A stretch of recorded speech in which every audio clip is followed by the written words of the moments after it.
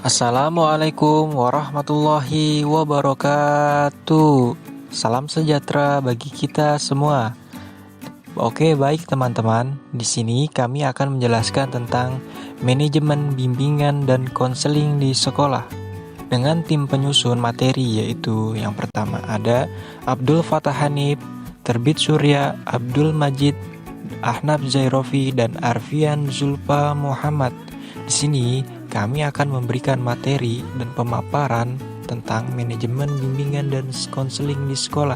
Tolong disimak dengan baik-baik ya teman-teman.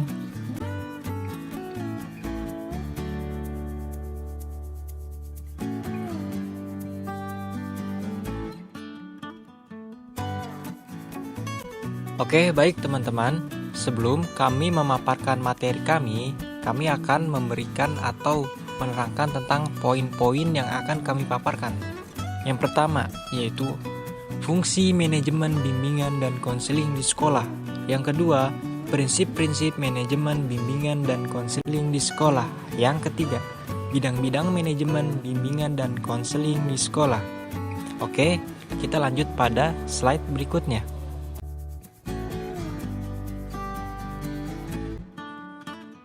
Oke, baik teman-teman, masuklah kita pada materi inti, yaitu fungsi manajemen bimbingan dan konseling di sekolah.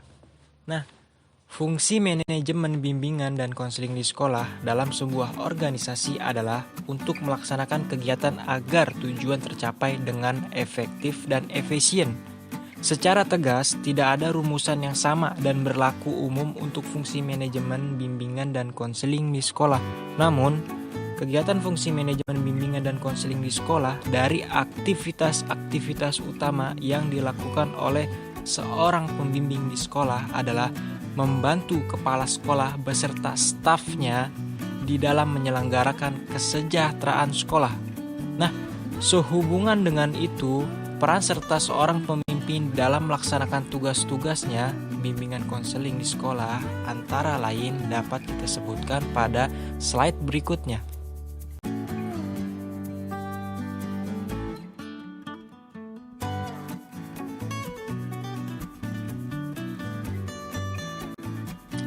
Oke, baik teman-teman, di sini kita masuk pada komponen fungsi dan manajemen bimbingan di sekolah. Yaitu yang pertama ada merencanakan. Merencanakan adalah membuat suatu target-target yang akan dicapai atau diraih di masa depan. Dalam organisasi, merencanakan adalah suatu proses memikirkan dan menetapkan secara matang arah, tujuan, dan tindakan sekaligus mengkaji berbagai daya dan metode atau teknik yang tepat. Merencanakan pada dasarnya membuat keputusan mengenai arah yang akan dituju, tindakan yang akan diambil, sumber daya yang akan diolah, atau teknik atau metode bimbingan dan konseling yang dipilih untuk digunakan.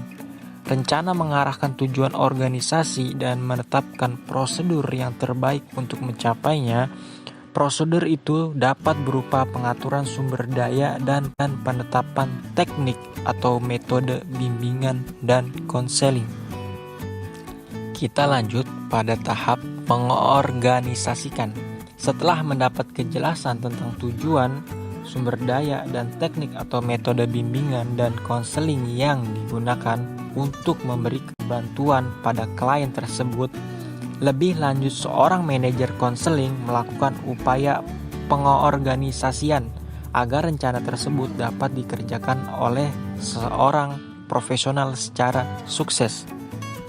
Mengorganisasikan adalah proses mengatur, mengalokkan, dan mendistribusikan pekerjaan, wewenang, dan sumber daya di antara anggota organisasi untuk mencapai tujuan organisasi. Nah, kita tahu bahwa di sini terdapat Stoner pada tahun 1996 mengatakan di halaman 11 bahwa organisasi adalah suatu proses mempekerjakan dua orang atau lebih untuk mempekerjakan sama dalam cara terstruktur guna mencapai sasaran spesifik dan beberapa sasaran-sasaran berikutnya. Dan kita lanjut pada komponen ketiga, yaitu memimpin.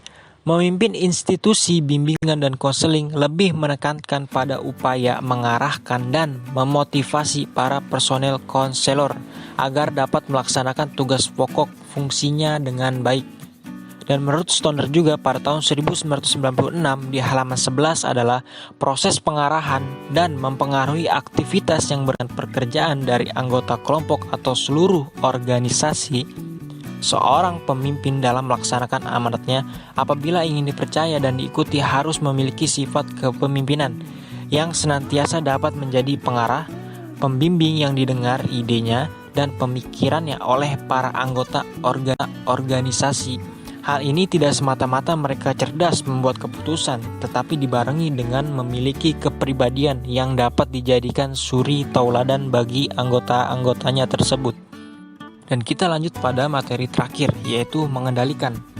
Mengendalikan institusi bimbingan dan konseling adalah institusi berjalan sesuai dengan jalur yang telah ditetapkan dan sampai kepada tujuan secara efektif dan efisien.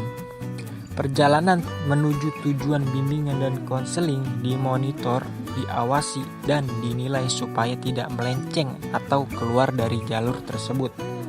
Apabila hal tersebut harus dilakukan untuk upaya pengembalian pada arah semula, dari hasil evaluasi bimbingan dan konseling dapat dijadikan informasi yang harus menjamin bahwa aktivitas yang menyimpang tidak terulang kembali.